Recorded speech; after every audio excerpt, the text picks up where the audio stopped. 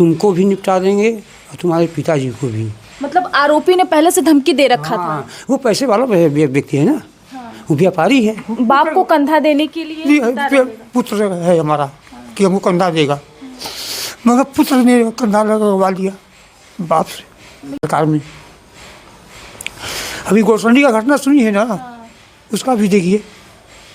राजनीति के वर्चस्व में लगातार मिर्ज़ापुर में देखा जा रहा है ब्राह्मणों की हत्या हो रही है, उसमें भी नौजवानों की लगातार हत्या हो रही है। अभी कुछ दिन पहले मिर्ज़ापुर के गुरसंडी चौकी के अंतर्गत एक हत्या होती है, वो भी मामला तूल पकड़ता है। अब मिर्ज़ापुर में कोतवाली थाना अंतर्गत भी एक हत्या होती है, ऐसी हत्या होती है कि हम आप सोच भी नहीं सकते हैं।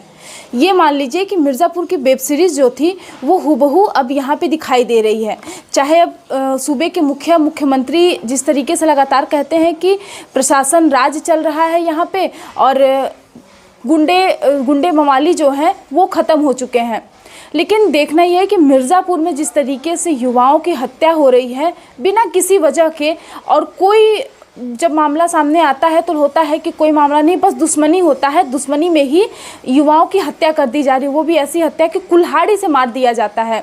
हम अभी बीते 1 तारीख को पूरी दुनिया नया साल का जश्न मना रही थी। 1 जनवरी का लोग जिस समय जश्न में डूबे हुए थे, उस समय प्रियांशु ओझा जो है वो घर से कुछ सामान लेने के लिए बाहर निकलता है और उसको कुछ लोग निर्मम हत्या करके उसको मौत के घाट उतार देते हैं।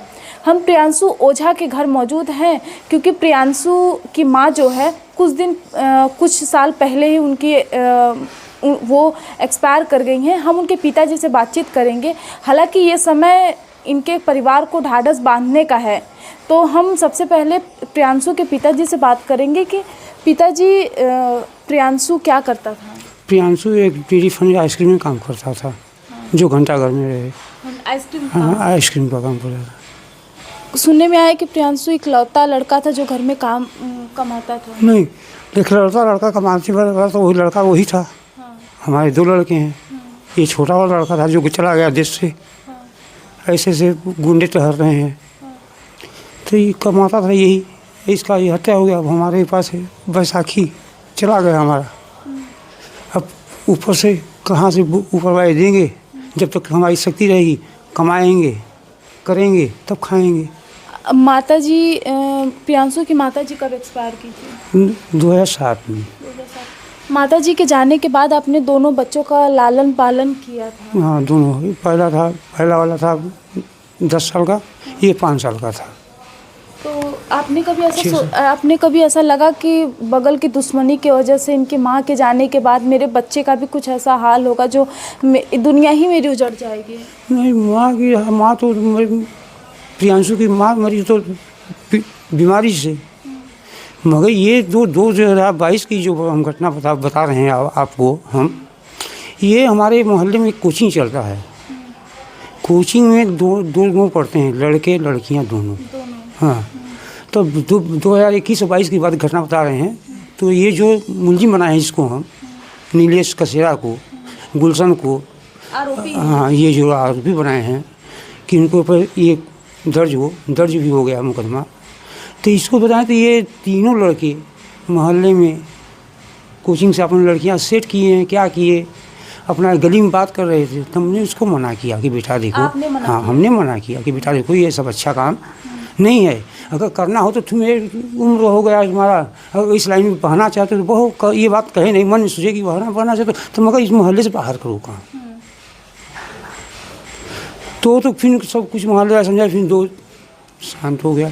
ये अभी हफ्ते वाली की बात है, फिर उसको मना किया कि बेटा अभी माने नहीं, 2-3 साल बीत गया, अपनी अब हम क्या कहें तुमको। तो इसमें हमारा लड़का ये कुछ बोल दिया कि देखो करना तो करो और हमारे पिताजी को शब्द मत बोलो।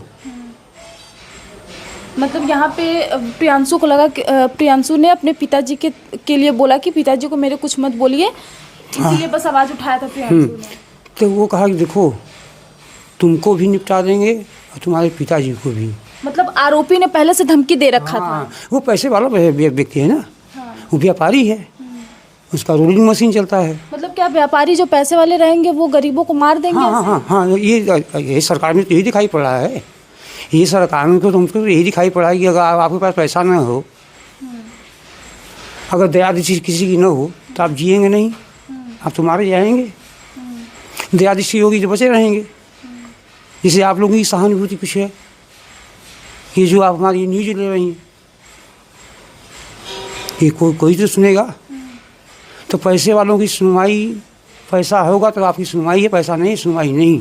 उसके बाद जब प्रियांशु ने रोका उन्हें कि मेरे पिताजी को ऐसे मत बोल, फिर उसके बाद कहाँ से मामला ये फिर टारगेट में लिया था। 1 हफ्ते की बात है ना, कि इसी पर लहरा दो, अपने पिताजी की ढेर बोल रहा है। उसको तो आज से चढ़ गया दिमाग में कि बीच में बोलने वाला तो ये व्यक्ति आ गया, इसका एक जवान लड़का, इस जवानी को निपटा दो। उसके बाद ये ताक में था। 1 जनवरी को ये अपने सही साथियों से मिलने भी गया। उसमें हमारा बड़ा यहाँ पे कुछ कार्यक्रम था, छोला हो भटूरा का था, तो हमारे बड़े भाई के यहाँ छोला भटूरा कार्यक्रम था। बड़ा हमारा लड़का पूछा कि प्रियांशु कब आओगे? कैसे भैया आ रहे हैं, आधे घंटे में आ जाएंगे। तो कहा आना तो नींबू लेते आना। नींबू के बाद आधे घंटे जब फ़ोन किया कि आधे घंटे बाद हमको पौने घंटे के लमसम 1 घंटे मान लीजिए। उसके बाद हमको मोहल्ले से खबर मिली कि आपके लड़के को किसी ने मार दिया, मार के फेंक दिया गया। मार के फेंक दिया। उस समय जीवित अवस्था में था। हाँ, यानी उसको हम हॉस्पिटल पहुँचते वो दम तोड़ दिया। और हॉस्पिटल पहुँचते ये कहा कि हमको नीलेश ने मारा, जो मेन व्यक्ति अभियुक्त है। मतलब प्रियांशु ने बयान दिया था, ये हमको दिया, हम बताया ना। प्रशासन को थोड़ा मिलता तो वो उसको पूछते ना कि बयान तो क्या आप कर रहे हैं। तो उसके आधार पर हमने 3 लोगों व्यक्ति बाई नेम FIR कर दिया। अभी कौन कौन पकड़ा गया है? पकड़े गए थे पहले तो सोझा। घर में काम वाम करने के लिए अब कौन है? एक ही लड़का रह गया है? ये नहीं, और तो भाई के लड़के हैं। तुमसे अपना जो साथ देगा वही देगा है। अपना लड़का 2 थे, एक जो कि अब प्रियांशु नहीं रहा इस दुनिया में। उसी से हमारा कुछ चलता था। कमाने वाला वही व्यक्ति हमारे साथ था, जिसका 22-23 साल का छोकरा चला जाए। 22 साल का प्रियांशु था। जो 22-23 साल का छोकरा किसी की जाएगा, जाना चाहिए था उसके कंधे पर हमको, उसका जनाजा हम लेकर जा रहे हैं। एक बाप यही सोचता है कि बाप को कंधा देने के लिए पुत्र है हमारा कि हमको कंधा देगा, मगर पुत्र ने कंधा लगवा लिया बाप से। यहाँ पे खुद बाप ने बेटे को कंधा दिया। जो अग्नि दे लड़की को, वो कोई बाप। कितने हम भाग्यशाली हैं इस सरकार में।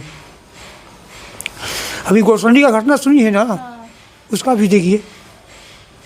चंदा मत, अरे चंदे से लेकर किसी को मार दो यार। जहाँ भी घटना हो रही केवल ब्राह्मणों की हो रही है। ठाकुर को बताइए आप कि किस ठाकुर हो गया, हम ही मारे जाएं।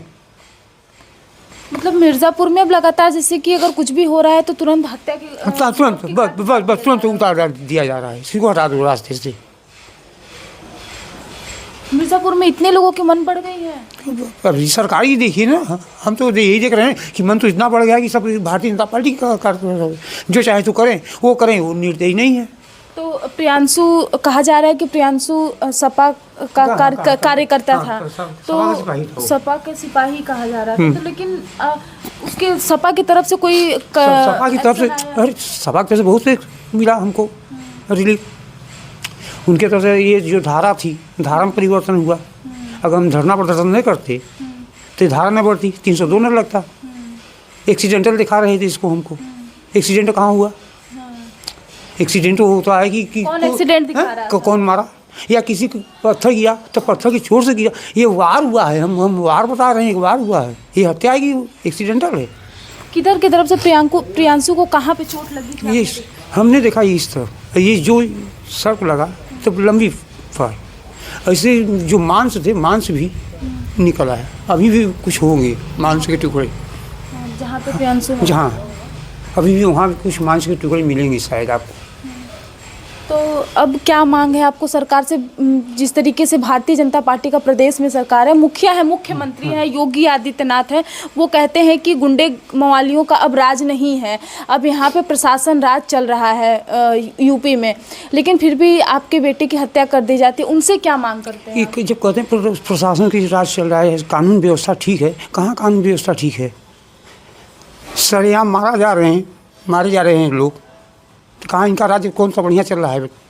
ये तो कह रहे हैं ना गुंडे मवाली सब अंदर रहेंगे। कहाँ हैं गुंडे मवाली?